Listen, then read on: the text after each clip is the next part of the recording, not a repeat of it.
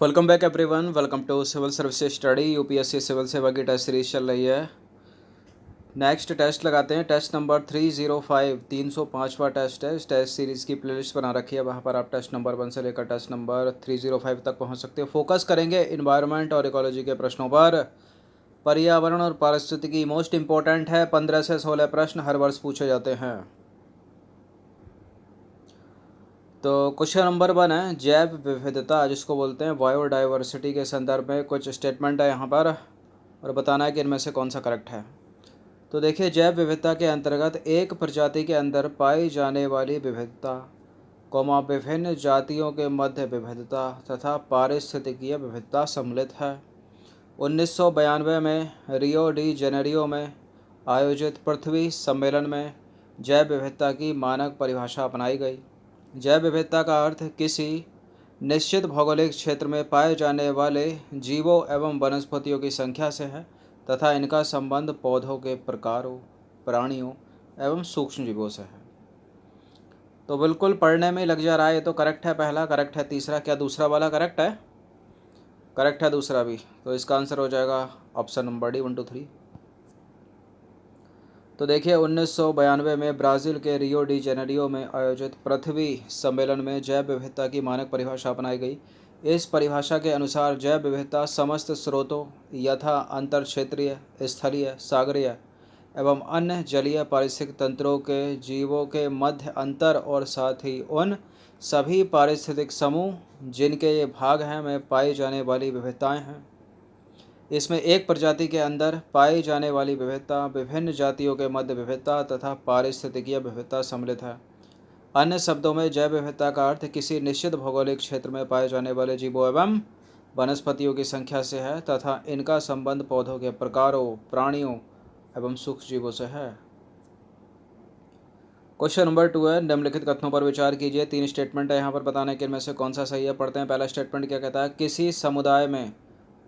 किसी समुदाय में प्रजातियों की संख्या क्षेत्र या स्थान के क्षेत्रफल के सापेक्ष बढ़ती है।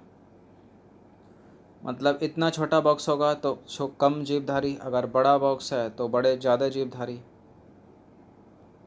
दूसरा वाला स्टेटमेंट है पर्यावरणीय परिवर्तन के साथ ही समुदाय की प्रजातियों में वृद्धि होती है, जिससे खाद्य श्रृंखला और जटिल होती है। तीसरा स्टेटमेंट है यदि प्रजातियों में आनुवंशिक विभिन्नता अधिक होगी तो प्रजातियों के रूप में अत्यधिक समानता पाई जाएगी। देखिए, अगर प्रजातियों में आनुवंशिक विविधता अधिक होगी तो प्रजातियों में भी विविधता होगी ना, समानता थोड़ी होगी। तो गलत है तीसरा वाला स्टेटमेंट, जो कि करेक्ट हमको ढूंढना। तो ये तो सही इसका हो नहीं सकता और ना ही इसका ये सही हो सकता। अब सेकंड वाला स्टेटमेंट क्या कह रहा है?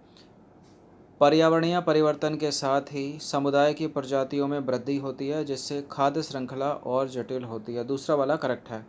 पहला वाला किसी समुदाय में प्रजातियों की संख्या क्षेत्र या स्थान के क्षेत्रफल के सापेक्ष बढ़ती है, ये भी करेक्ट है। तो 1 और 2 सही है यहाँ पर, तीसरा गलत है।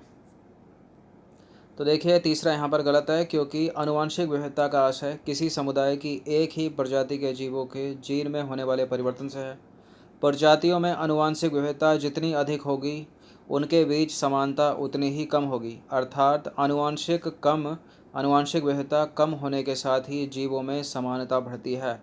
अगर विविधता अधिक होगी तो समानता भी अधिक होगी, विविधता अधिक होगी तो समानता भी कम होगी, यानी विविधता पाई जाएगी। उल्टा होगा देखा जाए तो। क्वेश्चन नंबर 3 है जैव विविधता मापन के संबंध में निम्नलिखित कथनों पर विचार कीजिए। देखिए, जैव विविधता मापन के अंतर्गत प्रजातियों की संख्या और उनके बीच समता के आंकड़ों को संकलित किया जाता है। अल्फा विविधता एक समुदाय या पारितंत्र के प्रजातियों की कुल संख्या को बताती है। आवासों या समुदाय की प्रवणता के साथ जातियों के विस्थापित होने की दर बीटा विविधता कहलाती है। अगर बात करें गामा विविधता की, तो गामा विविधता एक भौगोलिक क्षेत्र या आवास की प्रजातियों की प्रचुरता को बताती है। तो बड़े बड़े स्टेटमेंट है, थोड़े टफ बनाए गए हैं ताकि एग्ज़ाम में आप करेक्ट कर ले जाओ अगर इस तरह के प्रश्न आ जाएँ तो। यहाँ सारा का सारा करेक्ट है, चारों के चारों स्टेटमेंट करेक्ट हैं। इसका आंसर हो जाएगा ऑप्शन नंबर डी 1 2 3। तो देखिए, पहला वाला भी सही है, तीसरा वाला भी सही है और चौथा वाला भी सही है, दूसरा वाला भी सही है, चौथा वाला सही है ना? नहीं, कहाँ से आ गया ये? सही है चौथा वाला भी। पढ़ना है क्या इनको? चलिए जल्दी से रीडिंग मार लेते हैं। तो देखिए, जैव विविधता के मापन से आशय प्रजातियों की संख्या और उनकी समृद्धि के आकलन से है। जैव विविधता मापन के अंतर्गत प्रजातियों की संख्या और उनके बीच समता के आंकड़ों को संकलित किया जाता है। प्रजातियों की एक क्षेत्र विशेष में प्रचुरता का आकलन एवं प्रजातियों में समता का आकलन जैव विविधता मापन का अनिवार्य अंग है। अल्फा विविधता किसी एक निश्चित क्षेत्र के समुदाय या पारितंत्र की जैव विविधता है। यह किसी एक समुदाय या पारितंत्र में प्रजातियों की कुल संख्या को बताती है। बात करें आवासों या समुदाय की प्रवणता के साथ जातियों के विस्थापन होने की दर की, तो उसको वीटा विविधता कहते हैं। और गामा विविधता एक भौगोलिक क्षेत्र या प्रजातियों के आवासों की प्रचुरता को बताती है। इसके अंतर्गत आवासों की विषमता या विभिन्नता का पता चलता है। क्वेश्चन नंबर 4 है, निम्नलिखित कथनों पर विचार कीजिए। 3 स्टेटमेंट है यहाँ पर, बताना कि इनमें से कौन सा गलत है। विश्व के जिन क्षेत्रों में जीवों एवं वनस्पतियों की प्रचुरता होती है वे क्षेत्र जो है ना वो मेगा डाइवर्सिटी क्षेत्र कहलाते हैं। जैव विविधता शब्द का सर्वप्रथम प्रयोग आई मैकमैनस द्वारा 1985 में किया गया। जैव विविधता प्रकृति और जीवों के संपोषणीय विकास के लिए आवश्यक है। बिल्कुल, देखिए बायोडाइवर्सिटी नेचर के लिए और जितने भी एनिमल हैं उनके संपोषणीय विकास के लिए आवश्यक है। करेक्ट है ये वाला स्टेटमेंट। तो 3 तो यहाँ पर गलत हो नहीं सकता। अब जो फर्स्ट वाला स्टेटमेंट है, विश्व के जिन क्षेत्रों में जीवों एवं वनस्पतियों की प्रचुरता होती है वे मेगा डाइवर्सिटी क्षेत्र कहलाते हैं, ये भी सही है। तो ये भी नहीं हो सकता हमारा उत्तर। तो हमारा उत्तर क्या हो जाएगा? ऑप्शन नंबर बी हो जाएगा, क्योंकि यही गलत है इनमें। क्योंकि कोई ठोस प्रमाण नहीं है कि जैव विविधता का सर्वप्रथम प्रयोग 1985 में आई मैकमैनस ने किया था। गलत है ये वाला स्टेटमेंट, इनसे पहले भी किया था। तो देखिए, जैव विविधता शब्द का सर्वप्रथम प्रयोग किसने किया था, इस पर विवाद है। माना जाता है कि 1980 में E.A. नॉर्स एवं I.E. मैकमैनस द्वारा जैव विविधता का प्रयोग शब्द का प्रयोग किया गया। जैव विविधता शब्द का प्रयोग वाल्टर जी रोजन द्वारा 1985 में किया गया। तो मतभेद है इसके ऊपर, चलिए याद रखिएगा। क्वेश्चन नंबर 5 है, जैव विविधता प्रवणता के संदर्भ में निम्न कथनों पर विचार कीजिए और बताइए कि इनमें से कौन सा सही नहीं है। तो ध्यान से सुनिएगा, एकदम ध्यान से इस प्रश्न को, और माइंड में मैप चलना चाहिए आपके। निम्न अक्षांशों से उच्च अक्षांशों की ओर पारिस्थितिकीय अनुकूलन होने के कारण जैव विविधता में वृद्धि होती है। फिर से सुन लीजिए, निम्न अक्षांशों से उच्च अक्षांशों की ओर परिस्थितियां अनुकूलन होने के कारण जैव विविधता में वृद्धि होती है। एक लाइन ब्रैकेट में लिखी है, विषुवत रेखा से ध्रुवों की ओर। यह हमारी पृथ्वी है, बीच से एक रेखा खींच दी जाती है 0 डिग्री। ऊपर का हो गया उत्तरी गोलार्ध, नीचे का हो गया दक्षिणी गोलार्ध। इसको क्या बोलते हैं? भूमध्य रेखा या विषुवत रेखा, इक्वेटर लाइन। अब इसके ऊपर चल लो या नीचे चल लो, एक ही बात है। जो चीज़ ऐसी वहाँ ऊपर होगी वो चीज़ यहाँ पर भी होगी। चलिए, सेकंड वाला स्टेटमेंट है, पर्वतीय क्षेत्रों में नीचे से ऊपर की ओर जाने पर जैव विविधता बढ़ती जाती है और टुंड्रा एवं टैंगा जलवायु क्षेत्रों की विषुवत रेखीय वर्षा वन वाले क्षेत्रों की तुलना में अधिक जैव विविधता पाई जाती है।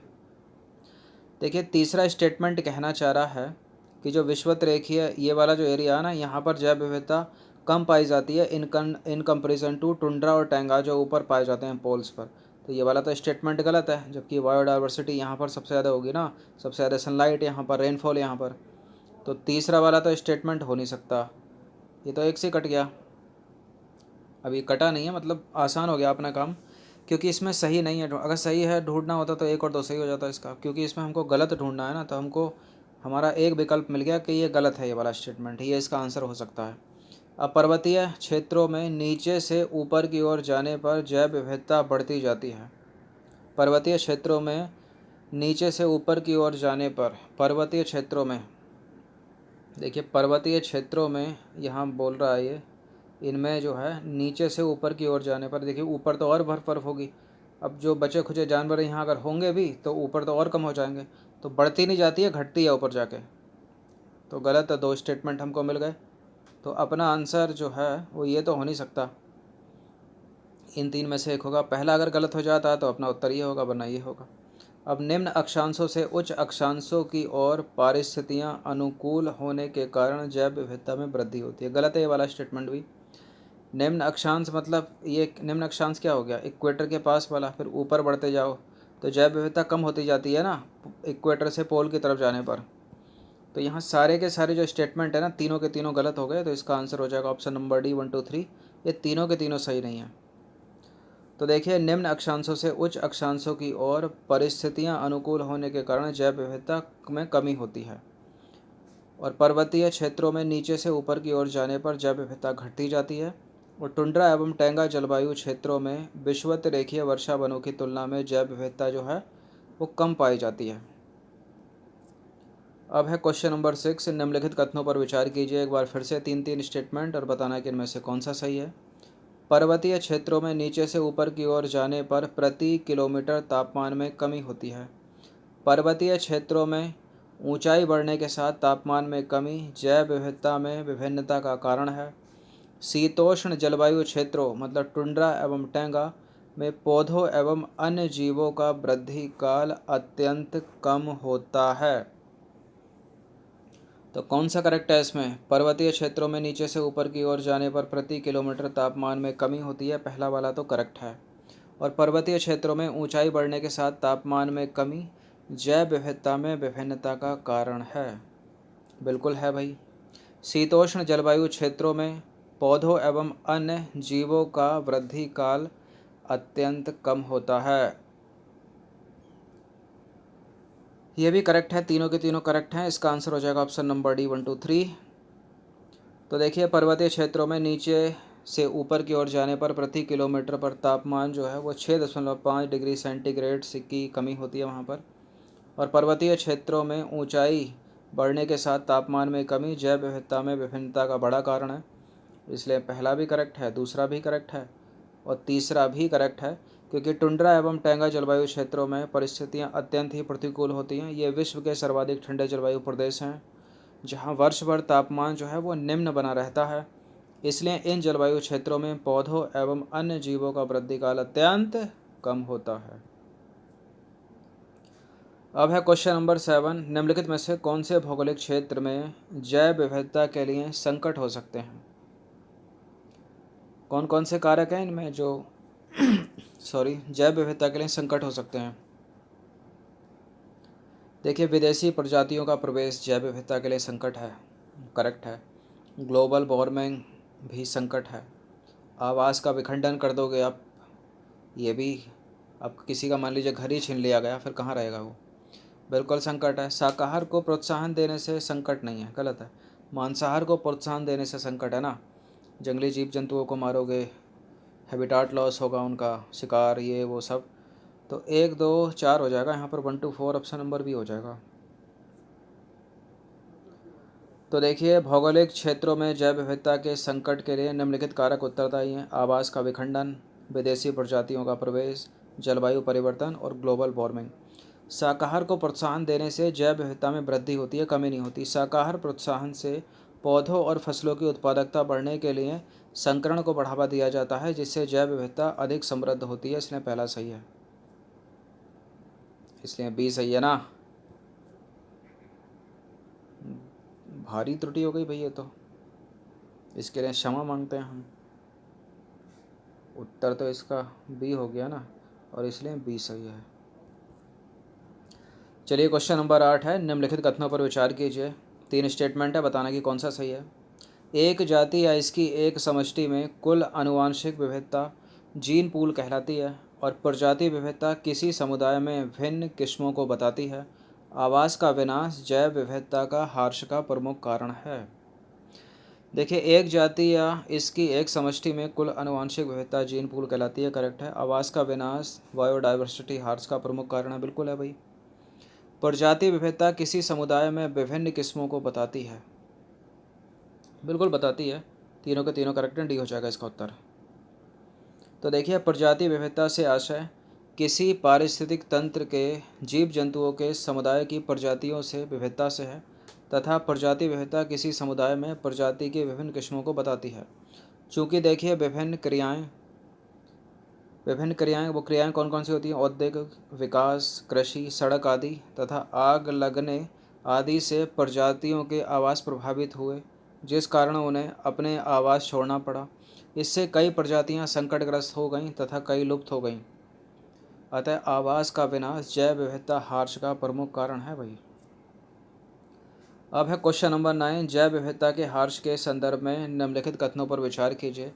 अंधाधुंध औद्योगिकरण तथा जीवों के आवासों में अत्यधिक मानव हस्तक्षेप या अतिक्रमण, अम्ल वर्षा, भूमि का अतिचारण तथा स्थलीय जलभराव और जलवायु परिवर्तन तथा विदेशी प्रजातियों का प्रवेश।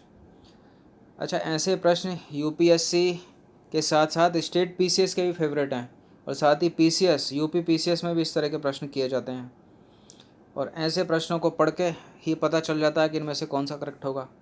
अब देखिए, बिल्कुल अम्ल वर्षा तो नुकसान पहुंचाती है पेड़ों को भी, जीव जंतुओं को भी, इमारतों को भी, बायोडाइवर्सिटी का ह्रास है इससे, तो दूसरा है यहाँ पर। भूमि का अतिचारण करोगे, स्थलीय जलभराव ये भी है, जलवायु परिवर्तन तो है ही है, विदेशी प्रजातियों का तो ये बता ही दिया है, और अंधाधुंध इंडस्ट्रियलाइजेशन होगा, जीवों के आवासों का विखंडन होगा, तो सारे के सारे हैं, डी हो जाएगा इसका आंसर। तो देखिए, जैव विविधता के ह्रास के प्रमुख कारण इस प्रकार हैं। जलवायु परिवर्तन के कारण पड़ने वाले प्रभाव, विदेशी प्रजातियों का प्रवेश, अत्यधिक मानव का हस्तक्षेप, औद्योगिकरण, आधारभूत संरचना विकास, भूमि की अत्यधिक चराई करना और अवैज्ञानिक तरीके से भूमि की सफाई करना, कृषि कार्य करना बड़े पैमानों पर, लकड़ियों के बिना वनों की कटाई करना और वनों की अंधाधुंध कटाई जिससे जीवों का जो है हैबिटाट लॉस होता है, और क्या है प्रदूषण जिसके अंतर्गत वायु प्रदूषण, जल प्रदूषण, मृदा प्रदूषण आदि शामिल है। अम्ल वर्षा के कारण बायोडाइवर्सिटी अत्यधिक प्रभावित हो रही है और जनसंख्या वृद्धि, गरीबी, स्थलीय क्षेत्रों में लंबे समय तक जलभराव तथा जल की निकासी के समय प्रजातियों का विस्थापन हो जाना। पर्याप्त जल निकासी नहीं है ना, तो एक स्थान से छोड़कर दूसरे स्थान पर चले गए। अब क्या है, प्राकृतिक कारण देख लेते हैं कौन कौन से। भूकंप आते रहते हैं, नेचर की मार भी लगती रहती है, ज्वालामुखी उद्गार, भूस्खलन होता रहता है, महामारियाँ, बीमारियाँ, सब कुछ। क्वेश्चन नंबर 10 है, भारत में जैव विविधता के संबंध में निम्न कथनों पर विचार कीजिए, बताइए कि कौन सा करेक्ट है। देखिए, भारत में उष्णकटिबंधीय सदाबहार वन पर्णपाती वनों की तुलना में अधिक हैं क्या? इस चीज़ को तो हम अच्छे से समझा चुके हैं, गलत नहीं होना चाहिए किसी का। जैव विविधता की दृष्टि से भारत विश्व के 10 एवं एशिया के शीर्ष 4 देशों में से एक है। तो देखिए, जैव विविधता की दृष्टि से भारत विश्व के 10 और एशिया के शीर्ष 4 देशों में शामिल है, ये वाला तो करेक्ट है। लेकिन पहला वाला इनकरेक्ट है, पता है क्योंकि भारत में उष्णकटिबंधीय पर्णपाती वन सबसे ज़्यादा हैं, सदाबहार नहीं। तो फर्स्ट वाला इनकरेक्ट है, सेकंड करेक्ट है, तो इसका आंसर हो जाएगा ऑप्शन नंबर बी, केवल 2।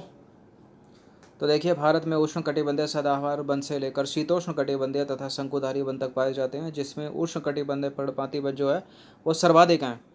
इसके अलावा कम वर्षा वाले क्षेत्रों में कंटीली झाड़ियाँ भी आपको मिलेंगी, जहाँ तहाँ वृक्ष भी पाए जाते हैं। तो पहला वाला तो गलत हो गया भाई। जैव विविधता की प्रचुरता की दृष्टि से विश्व में भारत प्रमुख स्थान रखता है और विश्व के 10 में तथा एशिया के 4 सबसे अधिक जैव विविधता बहुल क्षेत्रों में भारत शामिल है, तो दूसरा वाला करेक्ट है।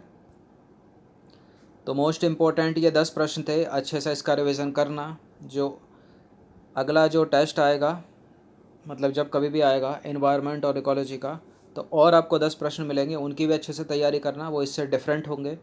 अब इन 20 प्रश्नों में से आपको कितने, अगर इससे प्रश्न आया बायोडाइवर्सिटी से, मतलब इस एरिया से, इकोलॉजी वाले से, तो 2 क्वेश्चन तो और आपको आराम से मिल जाएंगे इसमें से। चलिए, अच्छे से इनका रिवीजन कर लीजिएगा। Thanks for watching this video. शुभ दिन।